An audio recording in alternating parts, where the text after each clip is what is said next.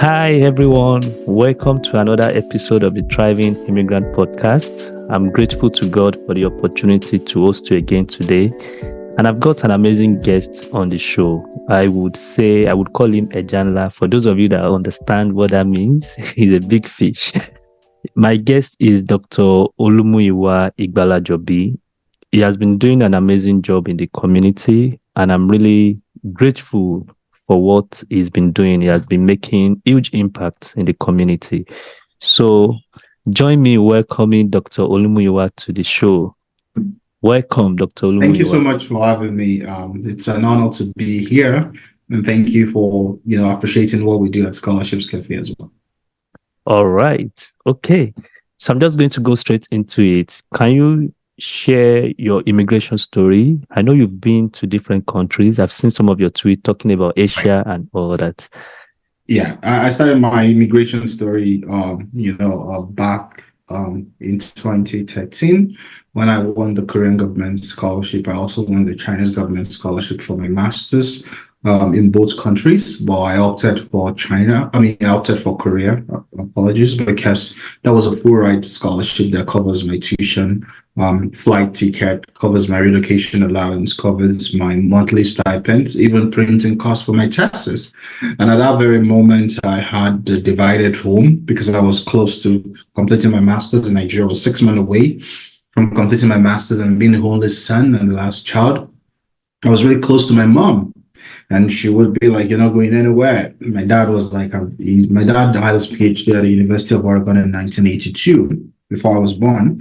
And my dad would say, "You have to go, even if you're going to enter the plane." So I left Nigeria with $100, 16,000 naira then, without telling my parents. I flew for 23 hours to South Korea.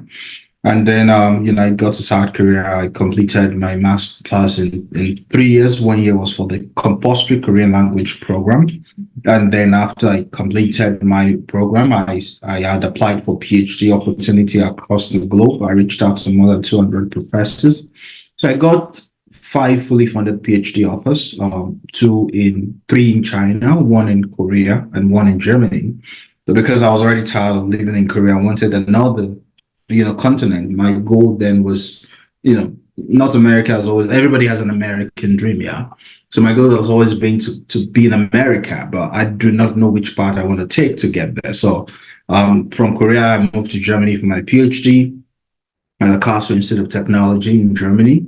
And fantastically, I had a supporting boss, a supervisor.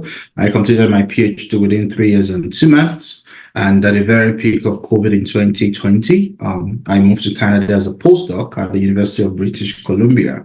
So from 2020 till 2023 January, I was a postdoc at the University of British Columbia. I took a break because I wanted to focus on the business and also do something else, away from being in the lab for 16 years. And I took a break and started Scholarshipcafe, and I'm happy to be back in UBC as an instructor as well. So that's been the journey from Nigeria to Korea to Germany to Canada. And it's been an amazing journey. And I'm grateful to God and the support system that I've had that believed in me without having to go through the route of student loan. I'm having zero debt in student loan. Wow. I really enjoy your story, and thank you so much for sharing that in details. I didn't know you've lived across, that's about 4 continents. Nigeria, Africa, Asia, Europe, North America now North America. Wow, that's interesting. So you should be speaking like 3-4 languages. I speak Korean. I don't speak German. Oh, how did you do that? Okay, so it's not compulsory to speak German? Yeah, so it wasn't tied to my PhD. The language was tied to my master's. I learned the language for a year. But in Germany, I knew I wasn't going to stay in Germany. So there wasn't any reason for me to learn the language. So I just decided to focus on my PhD and finish very quick. Okay, so it's interesting that you've lived across different continents. What does being an immigrant, what does it mean to you? And how has that shaped your perspective to life and success? Right. Being an immigrant to me as across those countries has meant, I've been an opportunity to be who I want to be. In my own country, Nigeria, for instance, you have this comfort zone I mentioned earlier, the kind of relationship that I had with my mom, and getting to be abroad, you don't have those relationships like very close to you. You don't even know your neighbors. So for me, it's been like being on the spotlight, being striving to be who you are, to be a better person. Because compared to where I'm coming from, I have the resources at my very tip, and I can achieve anything. There is no nepotism. Being an immigrant gives me an avenue to represent my country in a way that I'm from Africa, I'm from Nigeria. We are resilient, we are determined, and it gives me an opportunity to be successful. And like I said, going across those countries, I have an ambition. I'm just gonna go like a tourist, take their resources, take their funding, be the better person, add to my CV, and then gone for the North America that I want to come to. And today I'm in North America as well.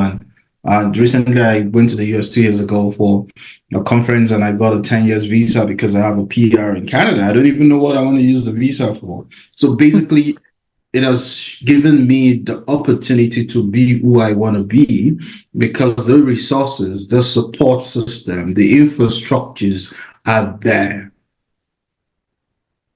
Well, okay. Thank you for sharing that. I always tell people that being an immigrant, well, in Canada, gives you wings to fly, Right. and it's up to you to decide the height you want to get to. You want to reach, yes. Yeah. So thank you for sharing that. In your introduction, you mentioned that you started Scholarships Cafe in 2020. Yes. What motivated you to start Scholarships Cafe?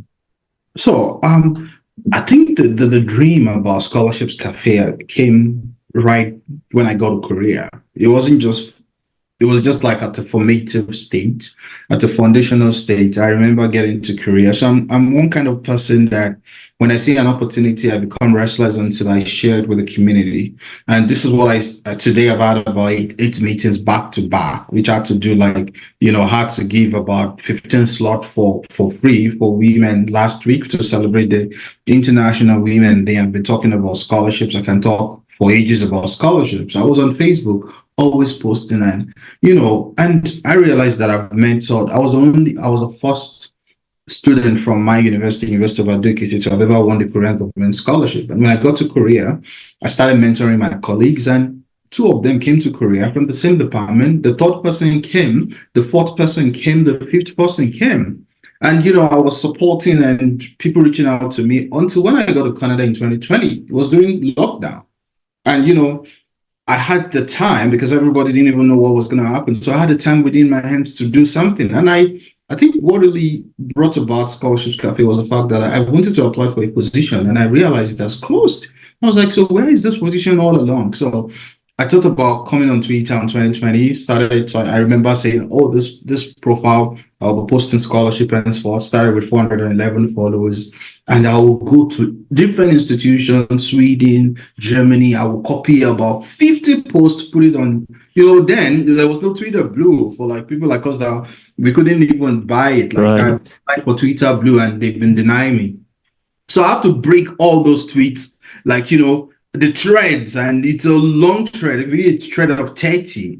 And I realized like people were enjoying it. People were enjoying it. It was getting better and I was getting the traction and testimonials were coming. And until 2022, and I spoke with my wife to say, okay, can we just get, because I realized every month then I had it about 5,000 new followers. And there is 90% chance that this 9,000, no, 5,000 or 10,000 new followers must have missed a lot of my tweets on scholarships. Today I have about 108,000, tweets and scholarships. Wow. So then we thought about, okay, what can we do to keep people in a virtual space to have access to these opportunities without having to pay for it? And that was how we invested $30,000 of our own personal money into building a web application that everybody can use. And today, we have about 50,000 registered users from 129 countries that created a profile and uploaded their resume on the web application. Not to talk about those that just visit and they don't care to upload their details. So that was just a turning point for me to say, I want to help people, especially the underrepresented, especially people from low middle income countries like Nigeria, Bangladesh, Ghana, Zimbabwe, Kenya, Uganda, Zambia, to access opportunities at their very doorstep without being disenfranchised. Yeah. Wow, thank you so much for sharing that. And I really enjoyed it when you were saying it. I could see your passion. And to be honest, you are doing something very, very impactful because Thank you. education, um, education is like a tool that can empower you and change your story for the Right. rest of your life. Scholarship is a leveler for someone like me that I graduated from University of Ado-Ekiti, maybe not in the top 10,000 or 20,000 university. I went to Korea. I did my PhD in top 120 universities in the world. I'm currently teaching in one of the top 50 universities in the In the world. world.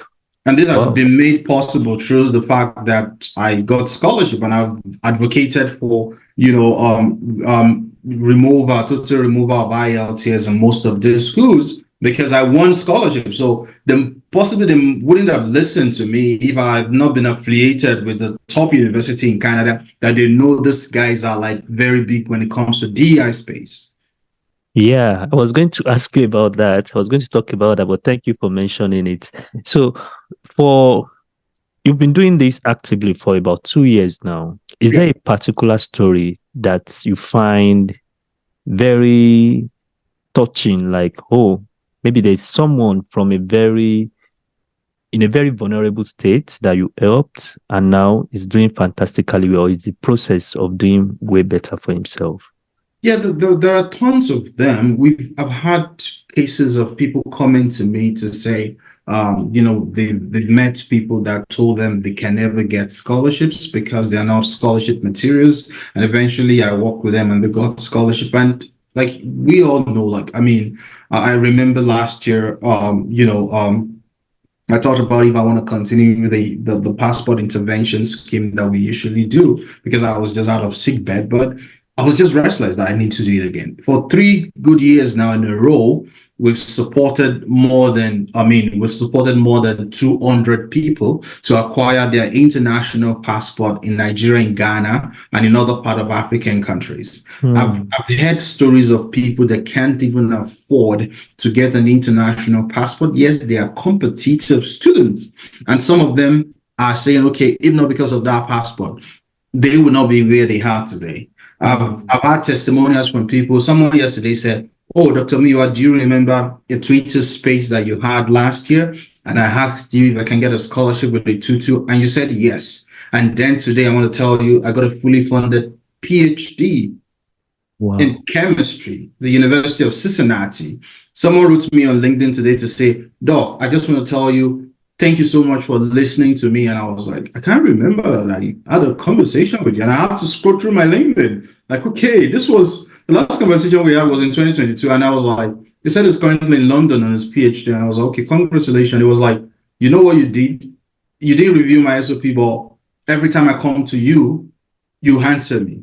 Hmm. And I was like, okay. And he was like, all those callers might not do that. And I was like, these guys are busy. But he was like, I wasn't asking anything from you. I just wanted you to respond either yes or no. And you did. I just want to say thank you.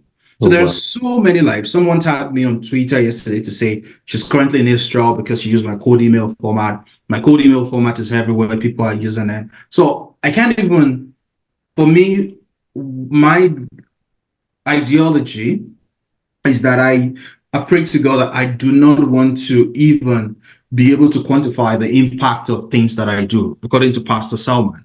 Hmm. I don't want to be able to vision. Like I've met people who say like, oh, you're the one that was fighting for IELTS and all those things like that.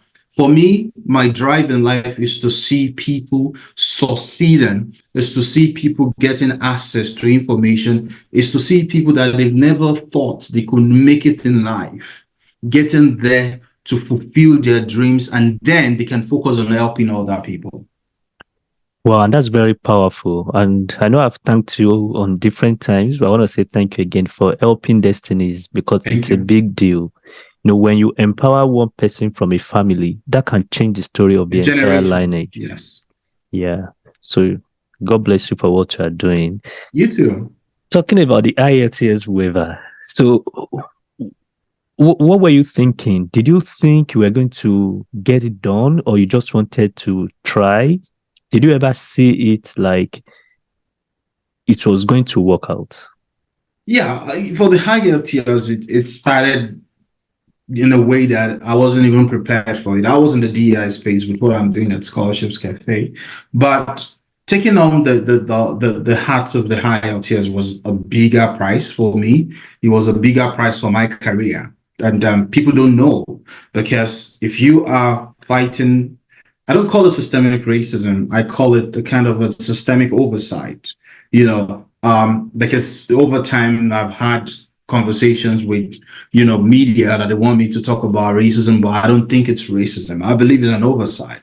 If an institution that would say they are one of the top institutions in Canada will still keep a stale list of over 10 years on their page, it shows that they were not being thorough. It shows that they were not being conscious. So I want to tag that as oversight. So it started like one of my followers tagged me on Twitter to say, "Oh, the University of Alberta is requesting for IELTS from him. They only recognize about 25 universities in Nigeria." And I was like, "Oh, this is not true." So I decided to confirm myself, and I realized that okay, this is not supposed to be. I know of universities, University of British Columbia, UCalgary, Waterloo, that Toronto, top universities that kind of exempt English-speaking African countries, candidates from English-speaking African countries from the IELTS. So I decided to write Harvard. And then I realized that the same list was kind of reproduced in most of the universities in Canada. Like Athabasca didn't even update theirs. They were laying claim, they were laying emphasis to a list in 2000. And I was like, 2000, this is like 23 years 2022. ago. Yeah, like what is happening? And so I decided to write them. I remember what really brought me in the public was more well in Canada was more of UPEI, like your University of Prince Edward Island. And even till today, when I wrote them, they didn't reply. But the CBC reporter wrote them, they replied, and they said we're going to update that list. And it's been over 2 years now. That list has not been updated. Even in the University of Alberta, when I decided to write them, they replied, I think because they realized I mentioned in the DEI space and from UBC, I quoted them, if you say you are an inclusive community, then you should give a room for other people that deserve this thing to succeed. You can't begin to put barriers of $350, $250 in front of students that cannot afford it. And what are you talking about if you're given a level playing ground? So when I reached out to them, they said, okay, we've been reviewing our list. We're going to delete the list of these 25 universities. Yeah, they kind of fulfill a part of it. Like having Nigeria in the list of countries you don't have to pay. You don't have to like submit IELTS. And then the other lists still remain. And I was like, this is confusing. So I had to bring to notice, like, okay, this list is still there. Can you please pull down this list? So they pulled it down. And then a couple of weeks after I reached out to them, like, okay, if you recognize Nigeria as an English-speaking country, what about Ghana? What about Kenya? What about Uganda? What about the English-speaking part of Cameroon? And they said, oh, we're going to work on it. We're going to work on it in summer 2022. This is 2024. Ghana and the rest of all the Nigerian African countries are still not completely exempted from IELTS at the University of Alberta. And I wrote them more than one time, more than two times. Still, they haven't yielded. Wow, but interestingly, you've really you've made a mark and you've started the journey. And I know that the world is listening, they are watching, and I believe that all these updates will be done in no time because you are not the first person to move to Canada or to lecture in Exactly. Yeah. UBC, but Yeah. you just thought about it and you were like, no, this is an oversight, like you It mentioned. wasn't even Canada alone. We extended it to the US. Oh, We wrote the University of Texas in Austin, UPenn. UPenn kind of they were saying no, we don't recognize Nigeria as an English-speaking country. Then set of my friends that nearly became a professor there, kind of spoke with them, and also they got that waived. And we also had like University of Oregon as well over the years. University of Oregon has always requested for IELTS from Nigeria. My father went to University of Oregon. He wrote TOEFL in his time. And so me writing University of Oregon, and they're saying, oh, we totally understand that we shouldn't have had this over the years. And now we're saying we're waiving it for English-speaking African countries and mandating any department that would want to take the test, that might want to request the test, to have the test done at no cost to the student. hmm. That's interesting. So if you had not done anything, because you It mentioned that was your that dad, we would have still be like that. because your dad wrote TOEFL in his My dad time. wrote TOEFL, and my dad is over 70 now. Wow. So it's powerful. What you are doing is very powerful because you've changed it and you are changing it, and people in the future, even maybe kids that are yet to be born, We will benefit prob- from it. will benefit from it. And that's very impactful. Because for me, I believe that the greatest impact your life or your success can have is impacting people that you will not even meet in life. Right. So that leads me to my next question about Scholarships Cafe. What are your future plans and what are the goals? How do you envision the platform evolving in coming years? Yeah, thank you so much. Over the years, I've always thought about a platform where everybody can really access, and this is what we're doing. Even when we started introducing consulting because of the running cost. So I visit. I mean, we're in several contests now. I just won an award to go to Costa Rica in June for a Global Impact House Fellowship to meet other 19 entrepreneurs across the globe for a 1 week event, and we're in the contest for $25,000 for the BBC Black Pitch competition. So we're looking at Scholarships Cafe. We're working on Scholarship Cafe 2.0 now. We are done with the UI UX part. It's going to be a fantastic website that when you get there, you can decide where to go, whether you're in an institution, because we have B2B. We have like a B2C or B2B B2C in a way that we have the student part, we have the institution part. So we help institutions in terms of branding, we help them to recruit self-funding students, and we're looking forward to institutions posting their scholarships there. We understand that for institutions in Canada that we've reached out to, they don't even want to post their scholarship because they get so many students banging their door. So why should they advertise on the platform? So we're looking at a way that we want to have an AI tool that will make life easier for our audience. That would be able, when you get to the platform, if you put in your details, the AI tool can match you with the available scholarships in your field in the country. So we're trying to reduce the steps in the website for our students. Like, right now, if you create an account, if you don't update your profile, you wouldn't have known that you're supposed to select preferences for scholarship alerts. So for those that selected scholarship alerts, they get scholarship posted in their field either daily or weekly or monthly without having to pay anything on the platform. So we're gonna keep it open access, but we're possibly gonna introduce a reward system in the way that, for instance, the way it works at Costco or the way it works in Germany with a bank card, like you can have a discount card that would have you, a kind of a reduction in our prices, especially for our consulting packages. So we're also trying this year to domesticate our audience.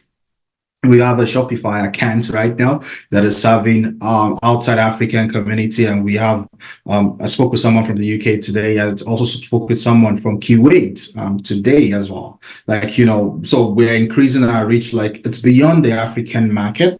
So we want to, like, have webinars, have presence in those countries, like open events. So it's a very busy year for us, and fantastically doing well with my team. Most of them are in Nigeria. These guys are so passionate about every day bringing scholarship right in front of the people. Like, you have no excuse. We're on TikTok, we're on Instagram, we're on Telegram. I've always rejected opening a Telegram group. Until this year, I have 4 now. I was Wow. like, I was like, and I manage 5 Twitter accounts. Like, it's just, I mean, so for me, Scholarships Cafe is a kind of an energy for me. And so we are hoping we could touch more lives. We're hoping to sustain our passport intervention program. And we're focusing on really, really helping the Black community this year. And this is part of my goals and dreams. I just became a member of NIDO in Calgary. Their second, talk of the year is going to be in May, which I'm going to be talking about scholarship. So we're hoping to participate in pitch competitions and, events, and getting to talk to the government about, the gaps when it comes to Black education in Canada. If only 15.9% of Canadian-born Black kids can afford post-secondary education, then there is a problem. So what happens to the over like 80% that cannot afford into education? And you can just go to Germany, like it's free tuition from undergrad to PhD, and you can get scholarships in the US. There are even certain scholarships from different banks in Canada, but it doesn't get to the right corner. So we're doing a whole lot to compile all those things, work with different groups, by POC groups, and just have Scholarships Cafe well positioned out there. And we're hoping that in 2030, every talented individuals have equal access to scholarship opportunities. Wow. I think you spent most time on this particular question, and it tells how passionate you are and visionary. You are very visionary. Like, you have an idea of what you want in next 5 years and 10 years. And I really love that. And I would say thank you for what you are doing. And again, from what you mentioned, you have a team, right? And that's you impacting. On the other side, you are helping people to get scholarships, and because your company is growing, you can't do it alone. So I can't do it alone. you're also an employer of labor. Right. And you mentioned that most of your team members are in Nigeria, and that's a significant contribution that you are making, because looking at what's going on in the global economy right now, it's a lot of people are losing their jobs, but here you are helping people and in a way empowering them, also making them make some money for their lives and support their families. So it's a big deal. And I would say kudos to you. Kudos. Thank you. Thank you so much. All right. So I'm really loving the conversation because it's about education. I really like it. And we just have to stop. So my last question would be, what is the most powerful piece of advice that you received that's been helping you, and what would be your word of advice to anyone listening to you right now? Right. I think the biggest piece of advice I've ever had was when I was at a crossroad, of whether I want to leave Nigeria or not. And I had a mentor then, still my mentor, and he said, "Well, you know what? Take your destiny into your hands." So till date, I've been a very bad boy. Like, I left Nigeria without telling my parents. I got married without telling my parents. And, so I believe, like, when God is on your side, people will fall in place. And I will always tell people, like I said today to someone, don't belittle yourself. See yourself as an asset. You have every resources out there to succeed. The validation of someone on you should not matter. The question is, I was listening to Pastor Salman recently, and he said, someone said you're stupid. Someone said you can't achieve something in a way. How much have they contributed into your life? Hmm. So it's important, especially with the whole thing happening in Nigeria and other African countries, that you take note of the resources you have at the tip of your hand. 11 years ago, there was no scholarships cafe that I could get opportunity to study abroad, to go hard there. Today, there are tons of scholars on internet, on Twitter, on LinkedIn, on YouTube, sharing scholarship information. It is now left for you to use those information appropriately and believe in yourself. When I was in Nigeria, I remember I always dream of being in the United States doing my PhD. I'm going to get a job in Ekiti State University and I'm going to get a TED fund. I'm going to go abroad, get a study. I'm going to come back to Nigeria. The dream was scary then. It was bigger than I could think about. But when I look back to that, I'll be like, You are oh, living in the dream already. I wanted to go to America. Now I have the American visa 10 years. I spent only 5 days and I was tired. I want to go back to Canada. So you have to plant the seed. A lot of the youths these days do not want to put in the work. They Hmm. want to take the shortcut. But no matter how, the shortcut will lead you somewhere, but can never sustain you. Hmm. So you need to put in the work, put in the work, do the diligence work, and then trust God. Trust God first in the process. Do your work and trust the system. There is no limitation in life. I always say, like, the sky is even like the starting point. You can achieve anything as long as you can conceive it and you can put in the work. Nobody should have a monopoly of saying they're validating that you cannot succeed in life. Hmm. Nobody dares make you, look less of yourself if you do not give them the permission to do so. Wow, that's powerful. That's really powerful. Okay, I agree with everything you've said, and I think the world has never had this amount of opportunity like this.